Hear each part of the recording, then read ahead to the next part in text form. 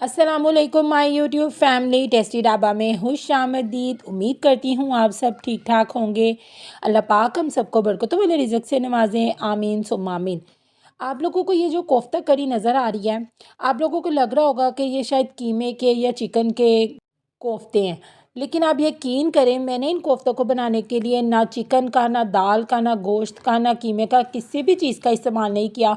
और फिर भी ये देखिए हमारी जो कोफ्ता है वो कितने प्यारे लग रहे हैं, और बिलीव मी ये टेस्ट में उससे भी ज़्यादा मज़ेदार हैं जितने ये देखने में मज़ेदार लग रहे हैं।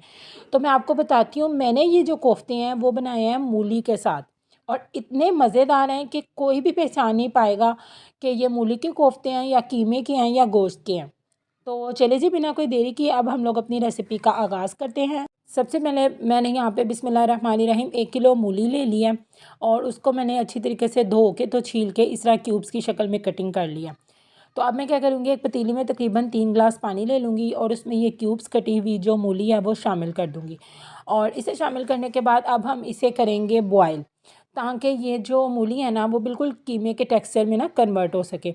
तो अब इसे मीडियम आंच पे आपने रख देना है मूली को बॉयल होने के लिए। तो ये देखिए माशाल्लाह हमारी जो मूली है वो अच्छे तरीके से ना कुक हो चुकी है, यानी गल चुकी है। ये देखिए माशाल्लाह। तो अब हम क्या करेंगे, इस मूली के पानी को स्ट्रेन कर लेंगे और मूली को ठंडा होने के लिए एक साइड पे रख देंगे। अब उसके बाद बिस्मिल्लाहिर्रहमानिर्रहीम एक प्यारे से पैन को चूल्हे के ऊपर रखेंगे और इसमें तकरीबन 4 से 5 टेबल स्पून ना भर के बेसन ले लेंगे और उसको ना ड्राई रोस्ट कर लेंगे। अच्छा, अगर आप लोगों के पास भुने चने हैं तो आप उन्हें पीस के पाउडर बना लीजिएगा, फिर आपको बेसन भूनने की ज़रूरत नहीं पड़ेगी, आप उस पाउडर को भी एज़ इट इज़ यूज़ कर सकते हैं। लेकिन मेरे पास भुने चने नहीं हैं, तो मैं यहाँ पे मीडियम आंच के ऊपर इस बेसन को ना ड्राई रोस्ट कर लूँगी। तकरीबन 3 से 4 मिनट लगेंगे लो आंच के ऊपर, ताकि बेसन हमारा जल ना जाए। और अगर आप मीडियम आंच पे करोगे तो फिर आपको काफ़ी एहतियात से करना पड़ेगा, क्योंकि बेसन का जो अगर ये लग गया, जल गया, तो जले जले का फ्लेवर ना हमारे कोफ्तों में बहुत ही ख़राब आएगा। तो इस बात की आपने एहतियात करनी है। आप लोगों ने बेसन का कलर चेंज नहीं होने देना। और अब देखिए बेसन की बहुत ही प्यारी सी खुशबू आने लग गई है। अब हम इसे एक प्याली में निकाल कर तो ठंडा होने के लिए एक साइड पे रख देंगे। अब हम लोग आगे का प्रोसीजर स्टार्ट करते हैं। ये देखिए मैंने यहाँ पे ना 2 टीस्पून खसकास ले ली थी, उसे मैंने ना पानी में भिगो के रख दिया था तकरीबन 10 मिनट। खसकास को जब भी आप लोग इस्तेमाल किया करें, पानी में भिगो के धो के इस्तेमाल किया करें, ताकि इसके अंदर जो डस्ट और मिट्टी होती है ना वो नीचे बैठ जाए। अब ये एक चाय जिससे छानते हैं ना, वो मैंने छलनी ले लिया, तो उसके साथ मैं आपको ना खसकास को दिखाती हूँ। तो ये देखिए कितना ज़्यादा जो खसकास है ना उसके नीचे डस्ट है। मैं आपको इसको क्लियर करके भी दिखाती हूँ, इसमें थोड़ा सा पानी डाल के, तो मैं उसे भी ड्रेन कर लूँगी। तो ये देखिए माशाल्लाह हमारी जो खसकाश है वो साफ़ सुथरी निकल आई है, और ये जो डस्ट है ना इसको आपने डिस्कार्ड कर देना, इसको आपने फेंक देना। तो अब इसी जो खसकाश है इसके ऊपर हम लोग तकरीबन 1 गिलास पानी और गिरा देंगे, ताकि अच्छे तरीके से ना इसकी डस्ट वगैरह निकल जाए। तो अब ये खसकाश इस्तेमाल करने के लिए बिल्कुल तैयार है। यहाँ पे मैंने ना 2 मीडियम साइज़ के प्याज ले लिए हैं, उन्हें रफली सा काट के मैंने चॉप कर लिया। तो चॉप करने के बाद ये एक कपड़ा मैंने ले लिया है, इससे ना मैं इसी तरह की चीज़ें छान वगैरह लेती हूँ खाने पीने की। तो इसके अंदर अब हम लोग प्याज को डाल के तो इसका सारा का सारा जो पानी है ना वो निचोड़ लेंगे, क्योंकि अगर हम लोग प्याज को एज इट इज़ डाल देंगे ना चॉप करके अपने कोफ्तों में, तो वो हमारे कोफ्तों को तोड़ देगी। तो इसको अच्छे तरीके से निचोड़ लेंगे, और इस पानी को भी आप लोग इस्तेमाल कर सकते हैं। अच्छा, तो अब इस प्याज को हमने एक साइड पे रख देना है, चॉप की हुई और निचोड़ी हुई प्याज को। और ये देखिए मूलियाँ भी हमारी ठंडी हो चुकी हैं। अब हम इसी तरीके से मूलियों के पानी को भी ड्राई कर लेंगे, क्योंकि मूलियों में बहुत ज़्यादा पानी होता है। तो इसी तरह कपड़े में डालते जाएंगे और मूलियों को पानी को निकालते जाएंगे, और ड्राई जो मूलियाँ आती जाएंगी उनको एक ट्रे में या प्लेट में रखते जाएंगे। अब अगर आपके पास ऐसी चॉपर है तो ठीक है, लेकिन अगर नहीं है तो आप वो जो कुंडी डंडा चटनी वाला होता है उसके अंदर भी ये सारा प्रोसीजर कर सकते हैं। यहाँ पे मैंने 4 से 5 लहसुन के जवे ले लिए हैं, 1 इंच अदरक का टुकड़ा ले लिया है, और तकरीबन 2 से 3 मेरे पास हरी मिर्ची हैं। इनको मैं अच्छे तरीके से चॉप कर लूँगी इसी चॉपर में। और उसके बाद इसे चॉप करने के बाद अब हम इसमें अपने बाकी के सारे इंग्रेडिएंट्स डाल के ना बिल्कुल ना यकजान कर लेंगे। सबसे पहले इसके अंदर हम लोग अपनी मूलियाँ डाल देंगे, जो हमने अच्छे तरीके से निचोड़ी हुई हैं। आप लोगों ने भी कोशिश करनी है कि मूलियों का पानी ना अच्छे तरीके से आप लोग निकाल लें, क्योंकि जितना ज़्यादा ये अच्छा निकलेगा ना उतने ही हमारे कोफ्ते हैं ना वो बहुत ही ज़्यादा मज़े के बन के ना तैयार होंगे। अब इसके बाद हम इसके अंदर वो प्याज डाल देंगे जिसका पानी भी हमने निचोड़ के रखा हुआ था, वो प्याज इसके अंदर डाल देंगे। बर्तनों को अच्छे से साफ़ किया करें, ताकि अल्लाह पाक जो रिज़्क़ की बरकत है ना उसे हमारे ऊपर बरकरार रखे। तो अब प्याज को अच्छे तरीके से साफ़ करके प्याली को, तो उसे डालने के बाद अब हम इसके अंदर शामिल करेंगे, वो स्पाइसेस शामिल कर लेंगे। तो स्पाइसेस में हम लोग जो जो चीज़ें शामिल करेंगे उसमें है 1 टीस्पून नमक का शामिल कर देंगे। नमक मिर्च से आप लोग अपने टेस्ट के अकॉर्डिंग ना कम ज़्यादा भी कर सकते हैं। 1 टीस्पून से थोड़ी सी ज़्यादा लाल मिर्च का, पिसी हुई लाल मिर्च का पाउडर डाल देंगे। और 1/2 टीस्पून हम लोग इसके अंदर डालेंगे चिली फ्लेक्स। और 1/2 टीस्पून से थोड़ी सी कम हम इसके अंदर हल्दी डाल देंगे। हल्दी बहुत ही ज़्यादा मज़े का फ्लेवर देगी। 1 टीस्पून इसके अंदर कुटा हुआ सूखा धनिया डाल देंगे। और 1 टीस्पून इसके ऊपर कुटा हुआ ना ज़ीरा डाल देंगे। तो अब लास्ट में इसके अंदर मैंने थोड़ी सी अजवाइन भी शामिल की है। हम लोगों ने यहाँ पे ड्राई रोस्ट करके बेसन रखा हुआ था ना, उसमें से आधा बेसन हम लोग अभी डाल देंगे और आधा बेसन हम लोग इस चॉपर से निकाल के डालेंगे। अगर तो हमें ज़रूरत हुई फिर हम आधा बेसन यूज़ करेंगे। और वैसे ये वाला बेसन बिल्कुल एग्जैक्ट क्वांटिटी है, यानी आधा अभी डल जाएगा और आधा बाद में। और ये जो खशखाश हमने धो के रखी थी ना, अब लास्ट में हम वो भी इसके अंदर शामिल करने के बाद तो इस सब चीज़ों का अच्छे तरीके से ना जो चॉपर है ना वो चला के तो मिक्सर बना लेंगे। उसके बाद ये देखिए माशाल्लाह कितना अच्छा मिक्सर तैयार हो गया है। और ये देखिए देखने में बिल्कुल नहीं लग रहा कि ये किस चीज़ के जो हमारे कोफ्ते हैं ना वो तैयार हो रहे हैं। बिलीव मी, इसके अंदर से बिल्कुल भी जो मूली है ना उसकी स्मेल नहीं आ रही। जब आप लोग इसे एक दफ़ा ट्राई कर लोगे ना तो आपके घर वाले फरमाइश कर करके ना आप लोगों से ये खाना बनवाएंगे, ये कोफ्ते बनवाएंगे, क्योंकि इसके अंदर से बिल्कुल भी नहीं मूली की स्मेल आती। तो ये आप लोगों को तब भी पता चलेगा जब आप लोग ये रेसिपी ट्राई करोगे। तो बेसन को अच्छे तरीके से मिक्स करने के बाद हम हाथों को थोड़ा सा ऑयल से ग्रीस करके तो सारे कोफ्तों को अब हम तैयार कर लेंगे। और दूसरी तरफ मैंने अपने पैन में ऑयल डाल के रखा हुआ है। तो जैसे ही हमारा ऑयल मीडियम पे हो जाएगा, मीडियम आंच पे मैंने रखा हुआ है, तो जैसे ही वो मीडियम पे गर्म हो जाएगा तो फिर मैं इसके अंदर कोफ्ते डालती जाऊंगी।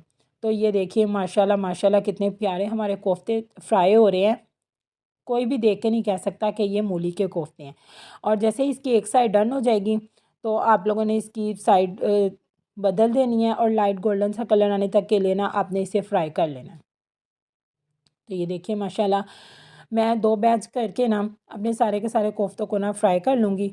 और अब मैं आपको इनको निकाल के भी दिखाती हूँ कि इनका कलर कितना ज़्यादा प्यारा है। ये देखिए माशाल्लाह माशाल्लाह कितना ज़्यादा कलर है। और ये जो है ना ऑयल भी अपने अंदर एब्जॉर्ब नहीं करते कि जैसे हो ना कि इसके अंदर बहुत ज़्यादा ऑयल चला गया, नहीं, बहुत ही मज़े के और क्रिस्पी हमारे जो है ना वो कोफ्ते तैयार हो रहे हैं। इसी तरह मैं दूसरा बैच भी फ्राई कर लूँगी और उसे भी एज़ इट इज़ कलर आने तक के लिए फिर उसके बाद इसे निकाल लेंगे।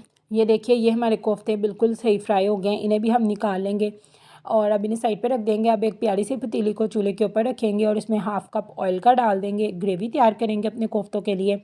और ये तकरीबन 2 ना थोड़े से बड़े साइज़ के प्याज थे, इन्हें फाइनली चॉप करके तो अब इन्हें हम लोग ना लाइट जो ब्राउन सा कलर होता है ना, बिल्कुल हल्का सा ब्राउन सा, वो कलर आने तक के लिए ना हम लोग फ्राई कर लेंगे। इसी बीच अगर आप मेरे चैनल पे भी नए हैं तो प्लीज़ मेरे चैनल को सब्सक्राइब कर दीजिएगा और वीडियो अच्छी लगे तो इसे लाइक भी कर दीजिएगा और बेल आइकन को भी ज़रूर प्रेस कीजिएगा ताकि आपको मेरी नए आने वाली वीडियो सबसे पहले देखने को मिले। और आपके सपोर्ट की वजह से मुझे भी और नई नई वीडियोज़ बनाने की मोटिवेशन मिल सके। Thank you. अगर आप लोगों को वीडियो अच्छी लगती है तो आप लोग इसे अपने फ्रेंड्स और फैमिली में ज़रूर शेयर किया करें ताकि वो लोग भी ये प्यारे प्यारे खाने बनाएं और अपने घर वालों से तारीफ़ें वसूल करें। ये देखिए माशाल्लाह हमारा जो प्याज है वो काफ़ी हद तक डन हो चुका है। बस इतना ही आपने कलर आने तक के लिए इसे फ्राई करना है, ज़्यादा डार्क ब्राउन सा कलर आने तक के लिए नहीं फ्राई करना। तो मसाला भी इसका जो होगा ना वो बहुत ही ज़्यादा, जो इसकी ग्रेवी होगी ना बहुत ही प्यारी सी ना टेक्सचर की बन के तैयार होगी। अच्छा जी, अब इसके साथ ही अब इसके अंदर हम लोग डाल देंगे, ये देखिए प्याज हमारा डन हो गया। अब हम लहसुन अदरक चॉप किया हुआ या पेस्ट है आपके पास, जिस तरह भी आपके पास अवेलेबल है, तो वो अब हम इसके अंदर डाल देंगे। और जैसे कि मैं आपको पहले भी बता चुकी हूँ कि जब लहसुन अदरक शामिल किया करें अपने खाने में तो उसे कम से कम 1.5 से 2 ढाई मिनट ज़रूर दिया करें ताकि इसी स्टेज पे लहसुन का कच्चापन और प्याज का कच्चापन, इन दोनों का कच्चापन अर्ली स्टेज पे ही ख़त्म हो जाना चाहिए। वरना उसके बाद आप खाने की जितनी मर्ज़ी बुनाई कर लें, इनकी जो स्मेल है ना वो ख़त्म नहीं होती। अब लहसुन अदरक को भी इसके अंदर अच्छे तरीके से फ्राई करने के बाद हम इसमें एक कदर मेरे पास टमाटर है तो उसका मैंने ना चॉप किया हुआ है तो वो शामिल कर देंगे। बेसिकली मैं इसके अंदर ग्रेवी बनाऊंगी दही की, तो इसीलिए मैंने इसमें ना सिर्फ़ और सिर्फ एक मीडियम साइज़ का टमाटर डाला है। तो देन अब हम इसके अंदर ना टमाटर को डालने के बाद अब आपने इसे अच्छे तरीके से फ्राई करना है ताकि टमाटर भी जो पानी भी है ना वो भी ड्राई हो जाए। तो उसके साथ ही अब हम इसके अंदर स्पाइसेस डालेंगे, और स्पाइसेस डालने से पहले आपने क्या करना है, इसमें ना तकरीबन आधा कप ना पानी डाल देना है, ताकि जब हम लोग स्पाइसेस को डाल के भूने ना इसके अंदर नमक मिर्च को, तो वो जले नहीं। तो अब हम इसके अंदर थोड़ा सा नमक डाल देंगे, आपने अपने टेस्ट के अकॉर्डिंग डालना है। मैं यहाँ पे सिर्फ हाफ़ टी स्पून नमक इस्तेमाल कर रही हूँ, और नमक अगर मुझे ज़रूरत हुई तो मैं लास्ट में भी शामिल कर दूँगी। और हाफ़ टी स्पून से थोड़ी सी ज़्यादा मैं लाल मिर्च का पाउडर डालूँगी, और थोड़ी सी हल्दी, जो कि मसाले की जो हमारी बेसिक चीज़ होती है। बस यही बेसिक मसाले हम लोग इसके अंदर डालेंगे अभी के लिए, और इसको अच्छे तरीके से अब हम लोग भून लेंगे। और इन्हें भुनने के बाद एक प्याली दही की इसके अंदर शामिल करेंगे।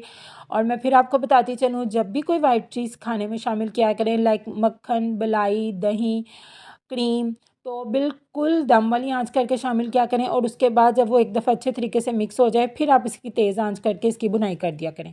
अब दही शामिल करने के बाद मैं इसको कवर करके रखूँगी 1 से 2 मिनट के लिए। तो ये देखिए माशाल्लाह दही का पानी ड्राई हो चुका है, और हमारे मसाले ने कितना प्यारा जो है ना वो ऑयल भी रिलीज़ कर दिया। अब हम क्या करेंगे, मैंने जो मूली का पानी निकाला था ना वही मैं इसके अंदर शामिल करूँगी, क्योंकि जो सारे न्यूट्रिशंस हैं ना मूली के वो इसके अंदर ही हैं। अगर अब आप लोगों ने ये भी नहीं सोचना कि मूली का बॉयल वाला पानी शामिल कर रहे हैं तो शायद मूली की स्मेल आने लग जाएगी, नहीं, बिल्कुल भी नहीं आएगी। यहाँ पे सिर्फ 2 प्याली मैंने पानी शामिल किया है, और उसको एक बॉयल आने का, ये देखें हल्का सा बॉयल आया है, क्योंकि ये पानी पहले से बहुत ज़्यादा पका हुआ था। एक साइड से आप देख सकते हैं एक बॉयल आया, और मैंने साथ ही अपने कोफ्ते इसके अंदर शामिल कर दिए।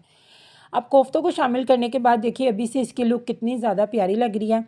अब आपने कोफ्तों को शामिल करने के बाद इसे थोड़ी देर सिर्फ 2 से 3 मिनट के लिए छोड़ना है, और उसके बाद इसके अंदर बहुत ही प्यारी सी 1 टेबलस्पून भर के सूखी मेथी ऊपर से स्प्रिंकल कर देनी है, और हाफ़ टी स्पून पिसा हुआ गरम मसाला शामिल करना है।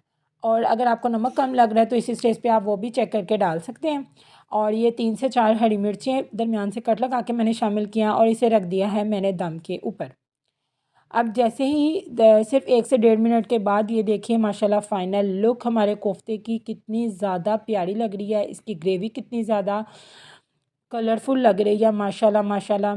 तो चलिए जी, अब इसकी फ़ाइनल लुक की तरफ चलते हैं। मैं आपको इसको सर्व करके भी दिखाती हूँ प्लेट में निकाल के, कि ये कितनी ज़्यादा प्यारी लग रही है हमारी कोफ्ता करी। और आपके गेस्ट, आपके घर वाले पहचान ही नहीं पाएंगे कि आज आप लोगों ने मूली के कोफ्ते बनाए हैं। ये देखिए माशाल्लाह इसकी फ़ाइनल लुक कितनी ज़्यादा प्यारी लग रही है। आप लोग इसे राइस के साथ भी सर्व कर सकते हैं, पराठे के साथ, रोटी के साथ, तंदूरी रोटी के साथ, तो ये बहुत ही ज़्यादा मज़े के लगेंगे। तो आप लोगों ने क्या करना है, इस रेसिपी को ज़रूर ट्राई करना है, और फिर मुझे कमेंट सेक्शन में आकर बताना भी है कि ये आपको रेसिपी कैसी लगी। दुआओं में याद रखिएगा, अपना बहुत ज़्यादा ख्याल रखिएगा। अल्लाह हाफ़िज़।